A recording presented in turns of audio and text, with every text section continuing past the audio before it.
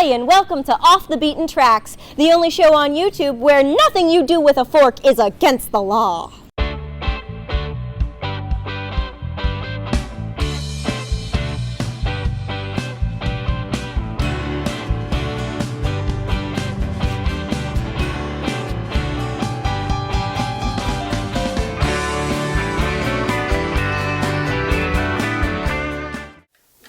Welcome back to Off the Beaten Tracks. Today we've got our friend Robbie Rox back with us again. We're going to talk about this EP that he made several years ago, Man Need Woman. Hi, Robbie. Hi. So, an EP. This is different. You've had the albums. Yeah. What made you decide to go with the shortened version like this? Well, okay, this was so different from the other albums because the band was different. I'd fired my management. We were on our own. I've always stayed clear of things like politics, romance, and religion, you know? And so the romance was this idea I had that man need woman, but woman needs man less and less. Kind of like a grunt song, like an old Neanderthal, you know, man need woman, but woman need man less and less, you know. And that women are becoming more independent. They're going out in cabs. As you can see with the album cover here, we have sitting in a cab. Yeah. We have a bunch of women sitting in the back of a cab, and they're going out, and they don't need men. We recorded at Captain. Went back to Captain Audio, which was one of Ben McPeak's studio on Hazelton, where we had started. I had the most awkward band. It wasn't a really high time in Robbie Rox, but some good things came out of this. I had two different drummers drumming on these tracks. I had an American bass player, a guy named Don Woods, rest in peace, Don. I had my brother, both brothers are musicians, so I had my brother John doing some keyboards on it. I had bits and pieces of people coming in doing the tracks. I even played a rough track, a guide track on guitar. Then I had these two guys from the paper. They both came from Edmundston, New Brunswick. Guy Lavec and Guy Caron or something. They were typical guys. So we were putting it together, and it was just a mess the way we were recording it. We just were not organized. We were just, I don't know what it was, but we put out a song, the Brunch Bunch. Okay, so Man Need Woman was a song that sounds really good. It eventually, we mixed it at Eastern Sound. It sounds great. Kick This Habit right now is about trying to kick a habit. It was called My Girlfriend Up North. And it really is not that deep, but it has things. And Carnal Knowledge has to do with just some girls saying you will have no carnal knowledge of my body whatsoever. Had to do, which a woman said to me back then, and I just took carnal knowledge and I stuck it in a song. And it's kind of funny. The song that got played most on the radio is on this EP. Now, 4 songs instead of the regular, let's say, 5-a-side or whatever you can fit on the 2 sides. I didn't really have enough ideas to put on a full. I don't know what it was. I just didn't write enough about that subject to have enough songs. I said, well, let's just put it on an EP. Now, which begs the question, who wants to put out vinyl with 4 songs on it? I mean, why not put a whole bunch of songs on there? I mean, I could have changed subjects all the way through it, but we didn't. Brunch Bunch, once again, we were kicking people out of the studio. The guitar player wasn't happening. We fired him, and we got Terry Blersch in to replace him. Got sax in there. We were just like firing people and bringing people in, replacing tracks. It was just kind of a bit of a mess. But Brunch Bunch, it doesn't sound like it's a mess. It sounds actually quite good. Brunch Bunch was the song that CFNY played the most, Q107 played the most, and all the radio stations played the most. And people remember whenever they see me and they go, oh, you're. I went to Halifax once and I played there 10 years ago or 20 years ago, and they said, oh, you're. They couldn't remember Robbie Rox. They said, you're Brunch Bunch. So Brunch Bunch was the most. It was more of a jazzy. It was kind of a jazzy bluesy song. And everybody loves that. And it was played in radio stations, and all the colleges used to. They hired me at the Church in Guelph. I don't remember the Church in Guelph. Oh yeah, played it. The Chich and Guelph, they had, at the time they had, what was the DJ's name there? He passed away. The guy, Gallagher. Okay. And Gallagher used to play the hell out of the Brunch Bunch. So when we came to the Chooch, everybody had heard the Brunch Bunch on the college radio. So this was actually a success when it came to that one song. It's a song that was known the most out of any song that I ever wrote, because it was just the way it was and what it was talking about, and the musical, and it came out of a fluke. In fact, I sang it on my back. I was lying in the studio drinking beer, and I sang the song. And sometimes that's how things happen. There's a chemistry in the song. So I wrote the song. I went out with this girl, and she I wanted to spend the day with her, and we woke up in the morning, and she said, I gotta go. I said, well, where are you going? I said, well, I'm going to meet my friends. We meet every Sunday. We meet for brunch. The Brunch Bunch. She just said that. She goes, we call ourselves the Brunch Bunch. And I was kind of annoyed that she would go, And so she goes, and then she goes to Vancouver. She goes, by the way, I'm moving to Vancouver. I'm leaving for Vancouver, and I'm there for a year. I'm going to go there for the whole, actually, I'm there for the whole cold season here. And it's like, as a man, you're thinking, well, she doesn't love me very much. She doesn't miss me. So I wrote a song, because as soon as I get hurt, or by anything in life, whether it's anything I talk about, any subjects, when I got affected by it, I'll write about it. And I just go for it. So it talks about going to Vancouver, going to need a Mayflower mover to drag those dead weights away. They're all just going there smoking dope and everything like that. This is back when I was in my late 20s. So I was cutting the hell out of Brunch Bunch people, and I just went on and just cut out people who meet for lunch, show up at the restaurant. The lyrics are right on there.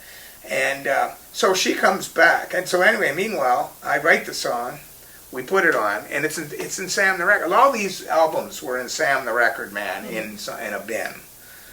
And at some point, or the record's on wheels. So you could actually go into a store, and if you're leafing through, usually I was near, where was I? I was near the Rough Trade bin. Right. So because Rough Trade was there, Robbie Rox alphabetically was close. So she comes back. Funny story. This is out, and she's leafing through the through the Robbie Rox bin. She pulls, and she says, "Oh, Robbie Rox." And she already had some of my albums. She had the ones before this. Mm-hmm. And so she pulls it out, and she's reading, and she reads back, and she's the Brunch Bunch.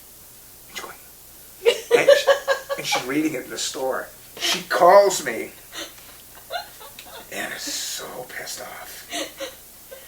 She's going, I can't believe. I said, don't take it personally. I said, it's a great song. It just talks generally about Brunch Bunch. You gave me an idea for the brunch. I'm not talking specifically about you. I'm talking about a bunch of people who meet for brunch. Not just you. You're not the only Brunch Bunch person, are you? You were lying. I'm trying to dig myself out of this.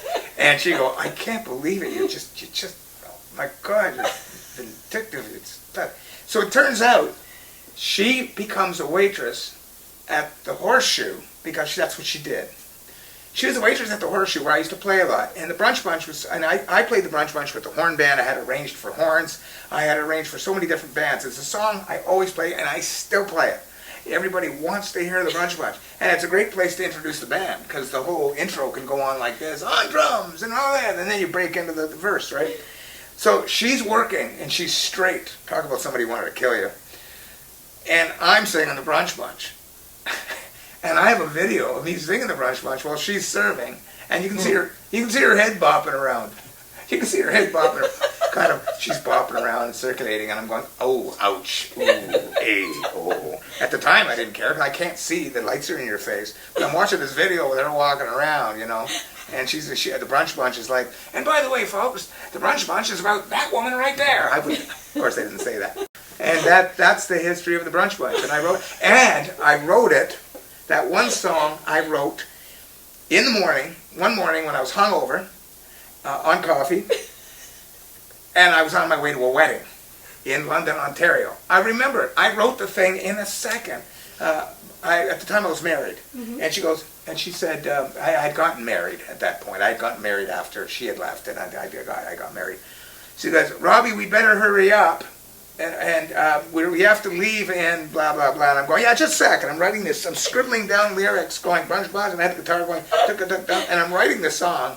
And sometimes when I know I have to go somewhere, I have more ideas. Going, they just kind of get jammed in. And I'm writing it, and I'm scribbling lyrics down, and I'm laughing as I'm writing it, going, this will get him. Oh, this one will get him. Oh, this is really going to get him. And so I write it, and I go to this wedding, and I wrote the whole song, and then I came back all excited that I'm going to play this song and show it to the band. Oh, that's hilarious. Sometimes the best songs come from that. But what kills me is, so now you're telling me she left you, you felt all these emotions, but you didn't write the song till after you married somebody else. Yeah, don't forget I was married to somebody else, but I started writing. I probably started. The Brunch Bunch thing was on my mind, and I think it's always stuck there. And I said I got to write a song about the Brunch Bunch, and then I think I just wrote it all in one morning. I finally wrote it. I think I had the idea, right, and then I just wrote it one morning. The cover's not the greatest, but what we did is we knew these people. My friend knew somebody who had a 2000 cab. So we used the cab, and this was done at 76 Rose Hill, which is near Yonge and Rose Hill. Mm-hmm. And we had these girls that hung around to do that. So we took that, and I had a big beard there at the time. And that's Man Need Woman. And it was a real departure. And we had a record release over at the Elma Combo, and which was packed, based on the Brunch Bunch thing. But I remember the writers were coming out, and one writer, Liam Lacey, who I've communicated with, back at that time, for Globe and Mail. Yeah. It didn't matter what kind of press you got at that time. Bad was good, and anything was good. Like Take Up Paper. It's like, because my management always said to me, if a writer writes up and says, this band was horrible, everybody will come out to see how horrible they were. Right? So Liam Lacey he came out to check out the band. The band was good. We put on a good show and all that. But his article in the paper the next day was the fact that Robbie Rox should not be writing about men-woman relationships, because he obviously knows nothing about the subject. So I communicated with Liam Lacey recently, actually, on because I was talking about history on social media, and I tagged him because we're friends. I said, and I told him I talked about the article that Liam wrote, and I said, and you were right, Liam. I don't know anything about it. I still know nothing about it. And he piped in and said, it's okay, because I know nothing about it either. And so as you get older, you tend to lighten up. Well, you certainly use a lot of interesting players on this one. I noticed Terry Blursh because I met Terry Blursh last year at a funeral, sadly, of Scott Shelson, a good friend. Yeah, I know Scotty. Yeah, that was a heartbreaker. But you also got Johnny Johnson on sax. You've got on Down Woods. You got on Down Woods on bass. I mean, these are all really excellent players. Yeah, we brought guys in to play. Yeah, it must have really been fun to work with them. Well, we brought them in after the tracks were done, okay, and they were kind of in and out of there. And yeah, sure, it was fun. I was looking for who produced this, who put this together, and I can't find any info. Can you tell me something about that? Well, the person who produces Alan Wayne Scott, who people call Scunyon and everything, and he is also a graphic artist who's done work for me for years. He's done all sorts of great stuff for me. He's just a great friend. He basically put this, he liked the idea of Man Need Woman so much that he actually pulled out a loan. And it's on Rose Hill Records, because this is 76 Rose Hill. So it was his label. He pulled out the money to do this and the money to run it off. And it was his idea to do the cover like that. He did it all. So yeah, Alan Wayne. Thank you, Alan Wayne. Thanks for joining us this afternoon on Off the Beaten Tracks. We've been talking to Robbie Rox about his EP, Man Need Woman. And thanks so much for being here today, Robbie. Thank you. And thanks for joining us on Off the Beaten Tracks.